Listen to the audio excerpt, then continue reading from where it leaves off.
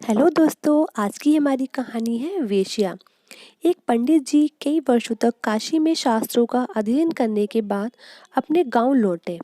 गांव के एक किसान ने उनसे पूछा, पंडित जी, आप हमें ये बताइए कि पाप का गुरु कौन है। प्रश्न सुनकर पंडित जी चकरा गए, क्योंकि भौतिक व आध्यात्मिक गुरु तो होते हैं, लेकिन पाप का भी गुरु होता है, ये उनकी समझ और अध्ययन के बाहर था।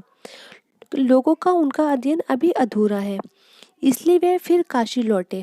फिर अनेक गुरुओं से मिले, मगर उन्हें किसान के सवाल का जवाब नहीं मिला। अचानक एक दिन उनकी मुलाकात एक वेश्या से हो गई। उसने पंडित जी से उनकी परेशानी का कारण पूछा, तो उन्होंने अपनी समस्या बता दी। वेश्या बोली, पंडित जी, इसका उत्तर है तो बहुत ही आसान, लेकिन इसके लिए कुछ दिन आपको मेरी पड़ोस में रहना होगा। पंडित जी के हाँ कहने पर उसने अपने पास ही उनके रहने का इंतजाम कर दिया। एक दिन वेश्या बोली, पंडित जी, आपको बहुत तकलीफ होती है खाना बनाने में। यहाँ देखने वाला तो कोई और है नहीं।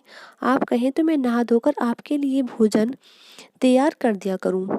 आप मुझे ये सेवा का मौका दें तो मैं दक्षिणा में 5 स्वर्ण मुद्राएं भी प्रतिदिन दूंगी। स्वर्ण मुद्रा का नाम सुनकर पंडित जी को लोभ आ गया, साथ में पका पकाया भोजन अर्थात दोनों हाथों में लड्डू। पंडित जी ने हामी भर दी और वेश्या से बोले, ठीक है, तुम्हारी जैसी इच्छा, लेकिन इस बात का विशेष ध्यान रखना कि कोई देखे नहीं तुम्हें मेरी कोठी में आते जाते हुए। वेश्या ने पहले ही दिन कई प्रकार के पकवान बनाकर पंडित जी के सामने परोस दिए, पर जो ही पंडित जी खाने को तत्पर हुए, त्यों ही वेश्या ने उनके सामने परोस हुई थाली खींच ली। इस पर पंडित जी क्रोधित हो गए और बोले, ये क्या मजाक है। वेश्या ने कहा, ये मजाक नहीं पंडित जी, ये तो आपके प्रश्न का उत्तर है। यहाँ आने से पहले आप भोजन तो दूर किसी के हाथ का पानी भी नहीं पीते थे, मगर स्वर्ण मुद्राओं के लोभ में आपने मेरे हाथ का बना हुआ खाना भी स्वीकार कर लिया। ये लोभ ही पाप का गुरु है।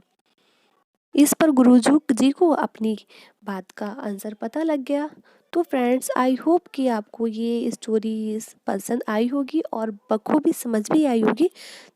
तो फ्रेंड्स, मेरे चैनल को लाइक कीजिएगा, शेयर कीजिएगा और सब्सक्राइब कीजिएगा, और जो पास में बेल आइकन है उसको ज़रूर प्रेस कर दीजिएगा, ताकि आपको मेरी हर नोटिफिकेशन सबसे पहले मिल सके। तो thank you friends, and thanks for watching.